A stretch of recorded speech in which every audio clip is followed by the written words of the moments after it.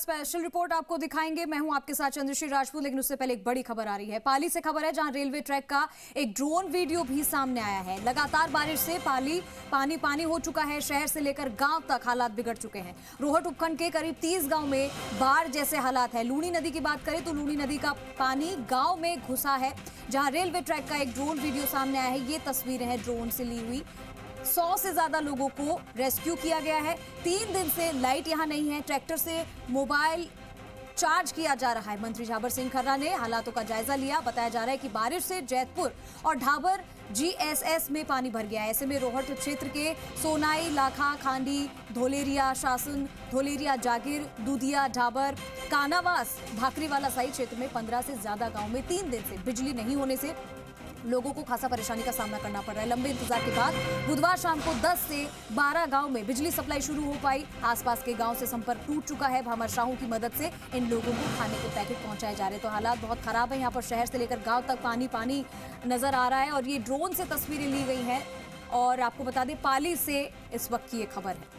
मंत्री झाबर सिंह खर्रा ने हालातों का जायजा भी लिया है। सुभाष महेशवाल हमारे साथ फोन लाइन पर जुड़ चुके, ज्यादा जानकारी के लिए सीधा रुख करेंगे। सुभाष, क्या हालात बने हुए हैं फिलहाल पाली के? ड्रोन से जो तस्वीरें दिखाई दे रही है, वहां दूर दूर तक पानी पानी नजर आ रहा है। देखिए, अगर बारिश की बात करें तो सबसे बड़ा जो कारण रहा है पानी भरने का, ये कॉलोनियों के अंदर ये अतिक्रमण की भेंट की वजह से, जिसमें जनप्रतिनिधि से लेकर के प्रशासनिक अधिकारी तक के लिए इसके जिम्मेदार है, जिसकी वजह से आज पाली को ये दिन देखना पड़ रहा है। जिसका भी यहाँ नगर परिषद में बोल रहा है, उसने अपने चहेतों को अतिक्रमण करने दिया। बाद में उसको जमीन के पट्टे दे दिए गए और प्रशासन मूक दर्शक बनता रहा, जिसका खामियाजा आज देखने को मिल रहा है कि तकरीबन 40 से 50 कॉलोनियां जो है वो पानी से घिर चुकी है।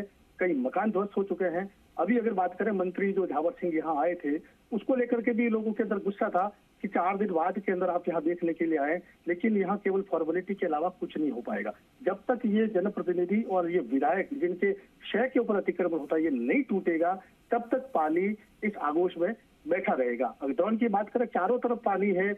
मंत्री खुद ट्रैक्टर के ऊपर बैठ करके पानी जहाँ भरा था वहां जल भराव की देखने के लिए गए थे, लेकिन उन्होंने भी एक तरह से बात सफाई कर्मियों के ऊपर डाल दी। जिस तरीके से सफाई कर्मी हड़ताल पर चल रहे हैं, तो उन्होंने कहा कि सफाई कर्मी हड़ताल पर है इसलिए ये बाढ़ के हालात बने हैं।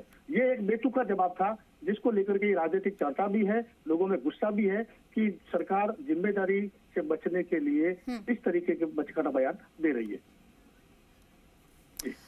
चलिए सुभाष, हमारे साथ मंत्री झाबर सिंह खर्रा जुड़ चुके हैं। सर, बहुत स्वागत है आपका जी राजस्थान पर। सर, आपको हमारी आवाज आ रही है?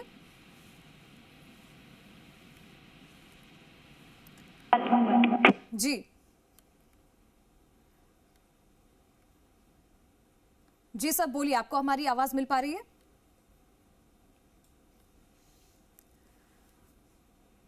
तो देखिए, लगातार हम आपको तस्वीरें भी दिखा रहे हैं। मेरे सहयोगी सुभाष ने भी जैसा कि बताया कि प्रशासन फिलहाल कोई सुध यहां पर नहीं ले रहा है और शहर से लेकर गांव तक के हालात बिगड़ चुके हैं। हमारे साथ मंत्री झाबर सिंह खर्रा एक बार फिर से जुड़ चुके हैं। सर, बहुत स्वागत है आपका जी राजस्थान पर। धन्यवाद सर। पाली की तस्वीरें हम जरा यहाँ पे दर्शकों को दिखा रहे हैं, ड्रोन से जो ली गई हैं। हर जगह पानी पानी नजर आ रहा है और यहाँ पर 30 गांव में हालात बहुत खराब हो चुके हैं। क्या स्थिति फिलहाल वहाँ पर जो हम दिखा रहे हैं उसको सही करने के लिए क्या किया जा रहा है? आपने खुद वहाँ पे हालातों का जायजा लिया है। देखिए, पाली शहर और आसपास के कुछ इलाकों में साल भर की औसत वर्षा की आधी बरसात एक दिन में हुई है जी। और उस भारी बरसात की वजह से हमारे जो 3 नाले नदी में आके मिलते हैं, वो जिस रास्ते से आते थे उनमें से एक छोटा बांध टूटा है जी। और दूसरा, इसका मूल कारण जो है कि हमारे जो इसका निकासी के नाले थे वो उनका मूल रूप में जितनी चौड़ाई थी, पिछले वर्षों में धीरे धीरे उससे अतिक्रमण हुआ जी। पाली में जो सीवरेज लाइन डली उसमें भी कई कमी खामियां हैं। कुछ नदी में बहकर जो पानी जाने के रास्ते थे उनमें नई बस्तियां आबाद हो गई जी। तो हमने सबका जायजा लिया है और मैंने जिला प्रशासन को एक ही हिदायत दी है कि सबसे पहले हमको हालात सामान्य करने हैं।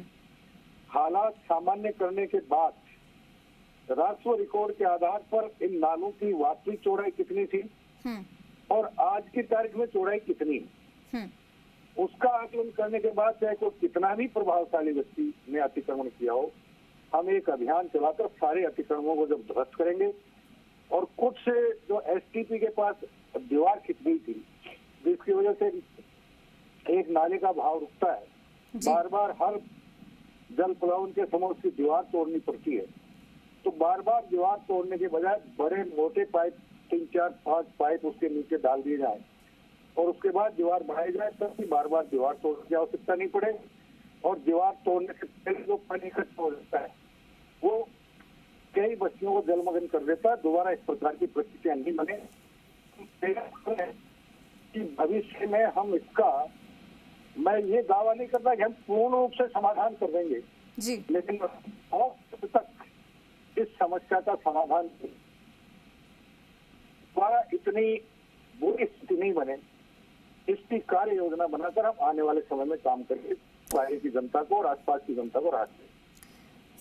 सर ऐसा नहीं लगता है कि क्योंकि बारिश तो हर साल ही आती है, मॉनसून इस बार बहुत अच्छी तरीके से आया है और एक्टिव भी है फिलहाल, लेकिन शहर में गांव में हालात बिगड़ते क्यों नजर आते हैं? क्या पहले से ही इनकी व्यवस्था नहीं की जानी चाहिए कि बाद में हमें ऐसी तस्वीरें ना देखने को मिले? होना चाहिए, लेकिन जनता ने जिस प्रकार बहाव क्षेत्र, नालों के क्षेत्र में अतिक्रमण आबाद हो गए, अब इसमें भी कहीं जी किसी को दोष दिए,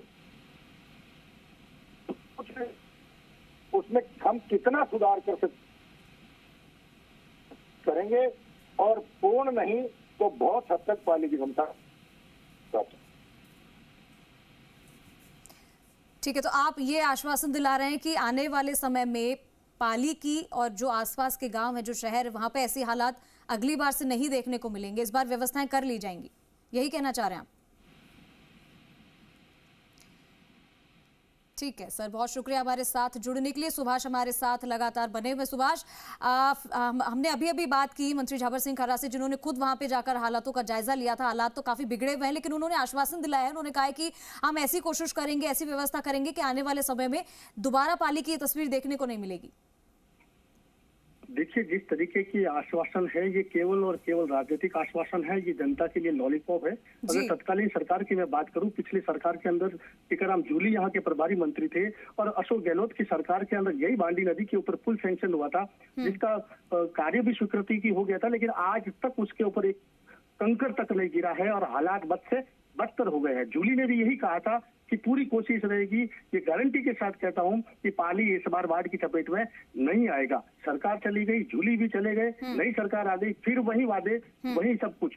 लेकिन सबसे बड़ा अगर कोई जिम्मेदार है तो यहाँ के जो राजनीतिज्ञ, यहाँ के जो विधायक, जो भूमाफियाओं के साथ मिलकर के अवैध कॉलोनियां पहले काटते हैं, फिर सरकार पर दबाव बनाकर विशेष अभियान चला करके उस जमीनों को कन्वर्ट करके पट्टे जारी करवाते हैं। और जब उनको पता है कि ये डूब क्षेत्र में है, ये बांध के डूब क्षेत्र है, कैचमेंट एरिया है, बावजूद हाईकोर्ट और सुप्रीम कोर्ट के आदेशों को धत्ता बताते हुए कॉलोनियां बसा दी। और आज जब डूब रहे हैं तो प्रशासन और सरकार से मुआवजा और सहायता की मांग कर रहे हैं। ये सबसे बड़ा कारण, जब तक इन सफेद पोशों के ऊपर कार्रवाई नहीं होगी तब तक जनता बेवकूफ बनती रहेगी और इसी तरीके से पाली नहीं पूरा राजस्थान बाढ़ की चपेट में आता रहेगा।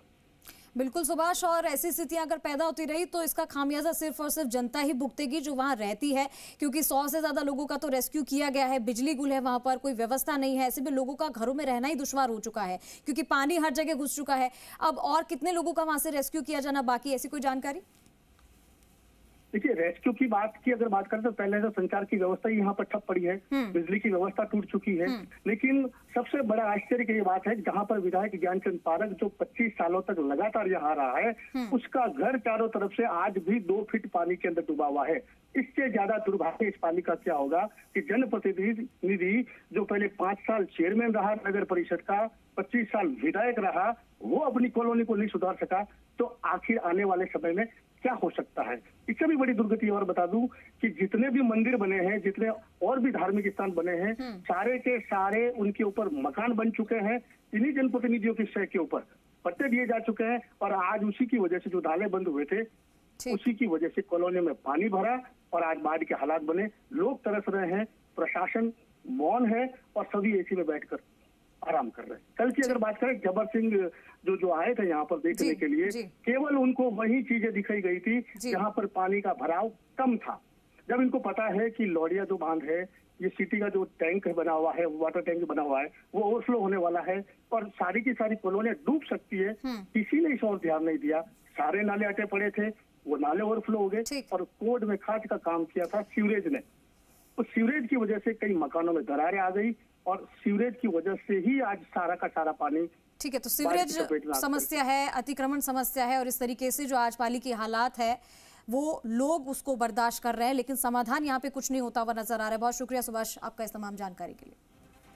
तो तस्वीरें आप देख रहे हैं, हालांकि जाबर सिंह खरा ने खुद वहां पे जाकर जायजा लिया था, लेकिन मेरे सहयोगी सुभाष ने जैसा कि बताया कि उन्हें वही तस्वीरें दिखाई गई थी जो दिखानी चाहिए। हालांकि ये ड्रोन से ली गई तस्वीरें और आप हालात देख सकते हैं वहां पर लोगों को कितनी परेशानियों का सामना करना पड़ रहा है। तो सबसे पहले आप ये तस्वीरें देख पा रहे हैं जी राजस्थान पर। रेलवे ट्रैक आपको नजर नहीं आ रहा होगा, पूरी पानी ही पानी आपको वहां पर नजर आ रही है।